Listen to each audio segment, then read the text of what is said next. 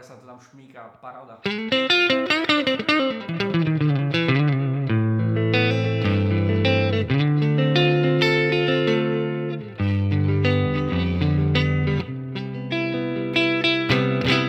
Čaute priatelia, vítam vás späť na Gitarovo.sk.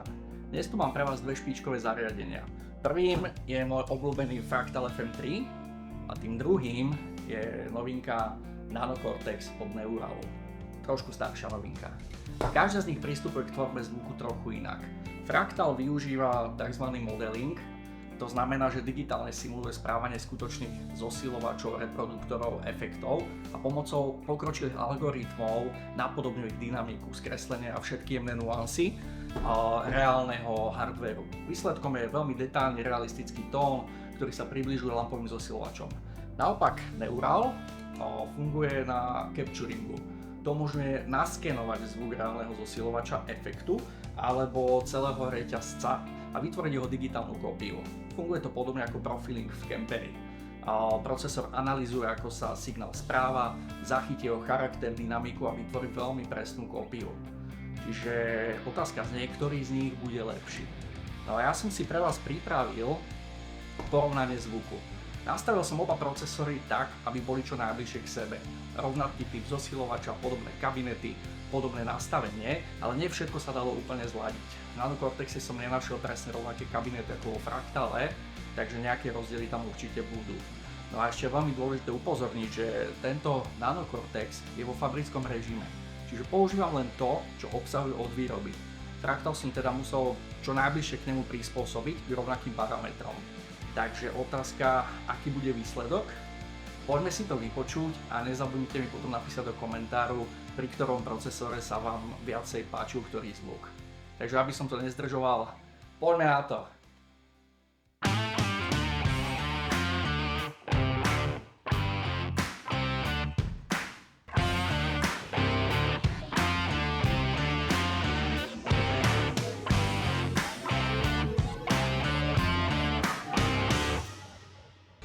Takže ja už mám všetko pozapájané. Dnes budeme používať Fractal FM3, Nano Cortex od Neuralu, budeme používať tento switch AB od Bossa. Signál z gitary pôjde káblom sem a tu prepínačom pôjde buď von do Ačka alebo Bčka.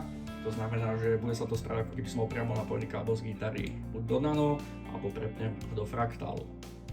No a dnes vám budem ukazovať túto demo ukážku na týchto dvoch gitarách. Je to môj Telecaster Custom Shop, vynikajúca gitara a túto nemusím asi ani predstavovať, to je moja PR singleka z roku 2002. Je to asi najlepšia gitara, ktorú mám, čo sa týka pocitu zhrania zvuku. Je to Brutal taký Les Paul Killer, veľmi mám rád. OK, takže poďme na to. Takže na úvod si ukážeme čistý zvuk. Dáme si ho na Telecaster. Je to simulácia presetu Fender Deluxe. Vidíte, v Nano Cortexe ho mám tu, pod Hot Rod Deluxe. Vo Fenderi ho mám Deluxe Normal. Takže jedná sa o ten istý aparát. Mám tam iba jemný hal, nič iné. Takže takto to znie na Fractale.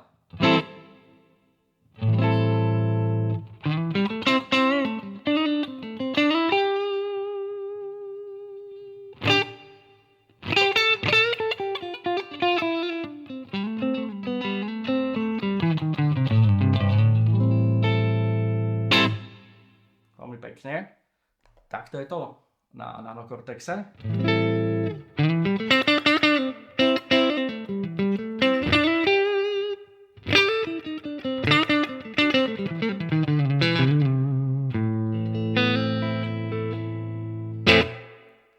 Akože neviem sa rozhodnúť, že ktoré je lepšie. Obe sú fakt, že dobré. Čiže či už by ste hrali na tomto alebo na Fractali, akože je to dobre spravená vec a zoberte si, toto sú vlastne iba tie továrenské presety, čo tam sú, alebo tie capture.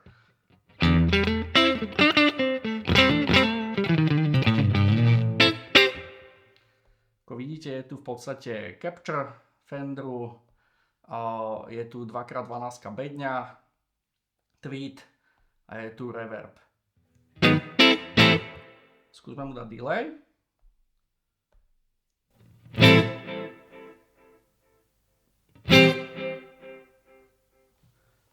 Zapneme delay aj na fraktály. Čiže nano.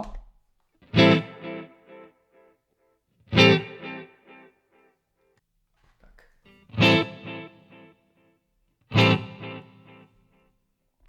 Nano. Trošku hlasnejší delay, ale v podstate to je jedno. Ide o ten zvuk. Nano.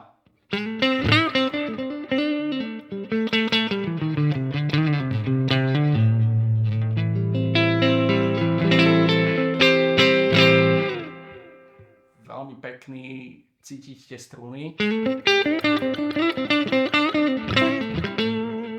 Úplne sa to tam šmíka, paráda.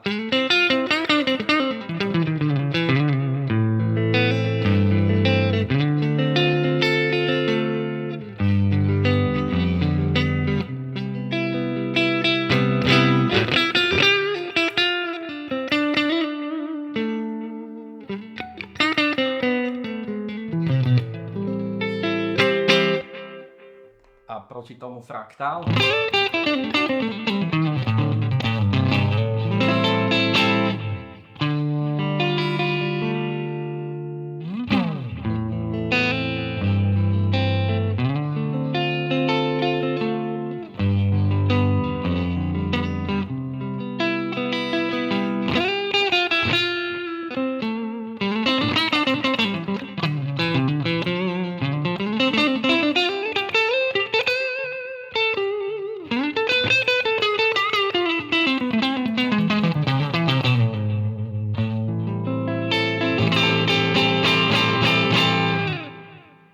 Paráda aj tu.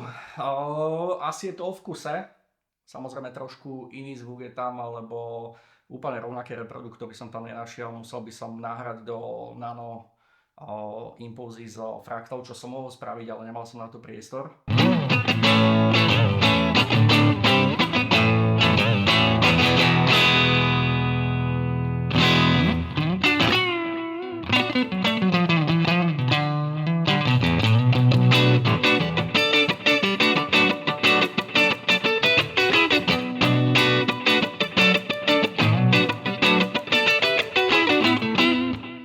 Áno.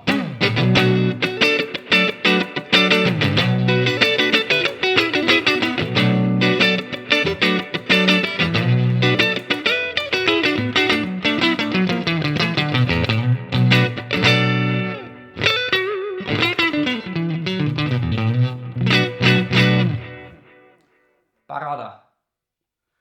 Skúsime si iný preset. Bude to Marshall Silver Ubile. Aj tu ho mám na Nanocortexe. Na pomoc sme si zobrali PRS-ku. A takto to znie na fraktáli.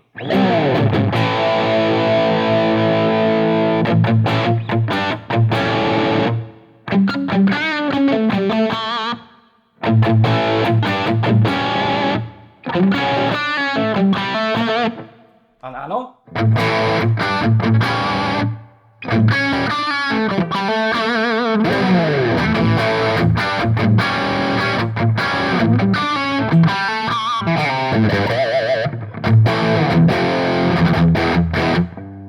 Pridajme delay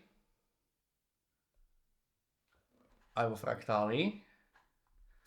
Takže Nanocortex.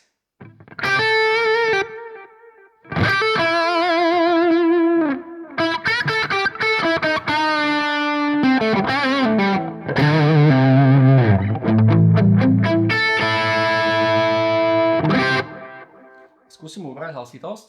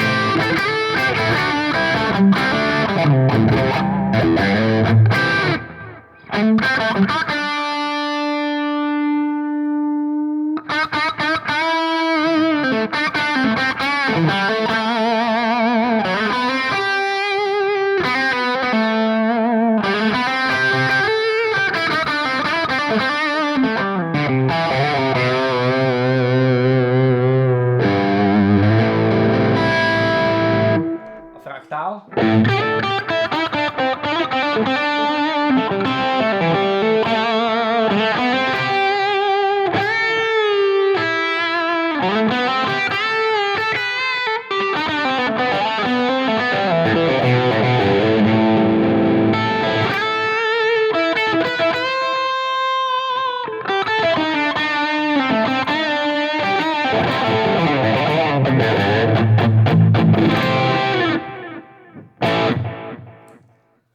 OK, a ako posledný preset si ukážeme lead.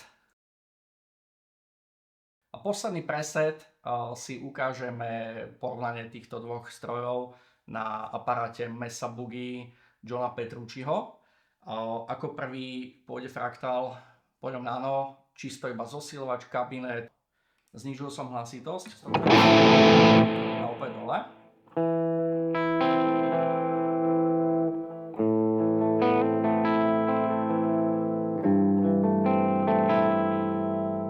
Všímate si tú citlivosť, tú dynamiku vo fraktále? Znížil som to fakt na 1,5-2 hlasitosti. Z tohto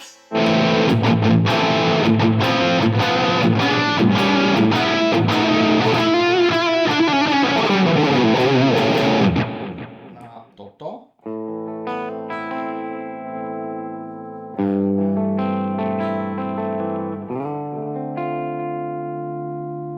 Veľmi pekný, jemný tón.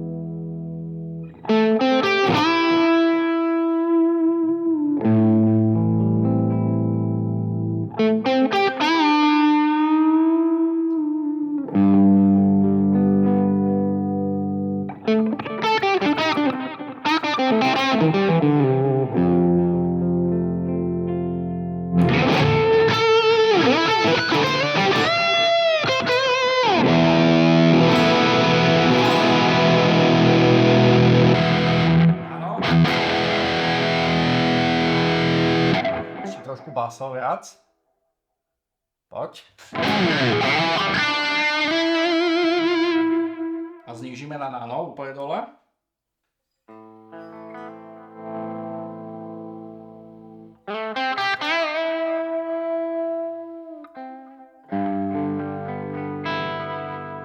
Ale aby som bol spravodlivý, vypneme noise gate na nano, takže bude to teraz trošku nepríjemne šušťať. Ale máme to bez toho, aby nám to niečo bralo, takže... Lebo ten noise gate vám ukradne ten slabý signál a potom to nie je ono.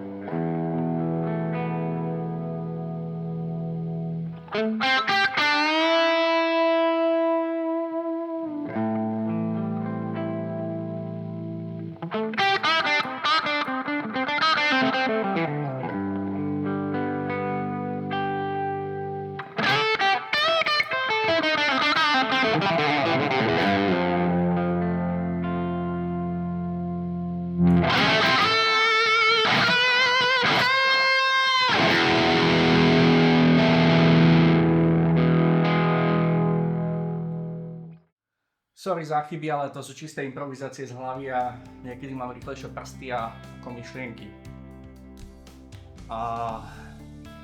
Takže čo som vedel urobiť, to som spravil, nebolo to dokonalé, počuli ste tam iné farby zvukov. Fakt som nemal na to veľa času sa s tým vyhrať, ale musím to zhodnotiť férovo. Ten Nano Cortex je naozaj výborná mašinka, aj keď má veľmi obmedzujúce nejaké nastavenia, lebo ide o to, že tam môžete natiahnuť iba ten capture, ten scan zvuku a môžete mu pridať basy, stredy, výšky a jemne ubrať skresné alebo zmenšiť. Nemáte tam možnosti, kdežto tu vo Fractale v podstate mám XY možností, ktoré môžem použiť od nastavení lamp cez krivky, rôzne equalizery a tak ďalej a tak ďalej. Samozrejme cenovka Fractalu je 1400, cenovka Nano Cortexu je niečo cez 500 €, ale keď si do toho natiahnete nejaký zaujímavý sken vašeho aparátu, alebo vám budú stačiť aj tieto, ktoré tam sú, lebo niektoré sú fakt dobré. Tento Mesa nebol bohvie čo, ale ten Marshall a ten Fender bol vynikajúci fakt. Tak to môžete používať v pedalboarde ako hotový výstup a pred neho si dáte krabičky z kreslenia, môžete si dať zaujímavý mini delay, môžete mať ako súčasť v pedalboarde a na to si myslím za 500 € je to výborná vec. Niektorí z vás ešte hovoria, že Tomex hraje veľmi dobre, ten som ešte neskúšil, takže niekedy by som si ho asi vyskúšal a uvidíme, že ako znie oproti tomu. V každom prípade pre mňa Fractal, aj čo sa týka ovládania, aj čo sa týka prístupu zo strany Fractal, keď sa niečo stane, tá záruka, ten servis zákazníka je super, ale hlavne tie možnosti, čo v ňom mám v ňom proste všetko. A viem si to zobrať so sebou, hocikam, zapojiť sa do mixu, alebo zapojiť sa kľudne do lampového zosiku, zozadu do returnu, prípadne FR reproduktor, čiže full range. A viem hrať hoci kde, s hocikým, hociaký zvuk mám so sebou. Dobre to je, obidve tie veci sú fakt, že dobré, nemôžem povedať, že lepšie, horšie. Na obidvoch som sa zabavil a o to ide proste, aby nás tá muzika bavila, aby sme z toho mali tú zábavu, tú radosť. Takže už to nebudem ďalej naťahovať, uvidíme sa na budúce a verím tomu, že v apríli do gitarovej výzvy sa z vás zapojí čo najviac ľudí, nech je proste sranda. Takže čaute.